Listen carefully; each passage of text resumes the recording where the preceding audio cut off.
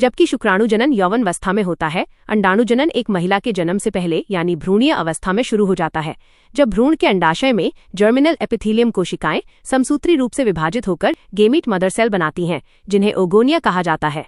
कुछ ओगोनिया फिर से विभाजित होकर दो अपरिपक्व कोशिकाएं बनाती हैं, जिन्हें प्राइमरी ओसाइट्स कहा जाता है।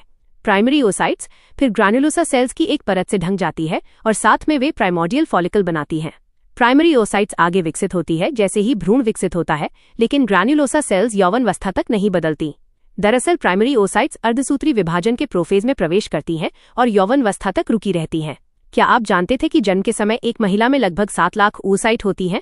संयोग से जन्म के बाद कोई ओसाइट नहीं बनती, लेकिन यौवनावस्था तक अधिकांश प्राइमरी ओसाइट्स खत्म हो जाती हैं, जिससे अंडाशय में केवल लगभग 4 लाख ओसाइट बचती हैं। यौवनावस्था में LH और FSH हार्मोन का निकलना कुछ प्राइमरी ओसाइट्स को अर्धसूत्री विभाजन फिर से शुरू करने के लिए उत्तेजित करता है, जो महिला के भ्रूणीय अवस्था के दौरान शुरू हुआ था। पार्ट 18 में हम अंडाणुजनन की प्रक्रिया के अंतिम भाग को विस्तार से समझेंगे।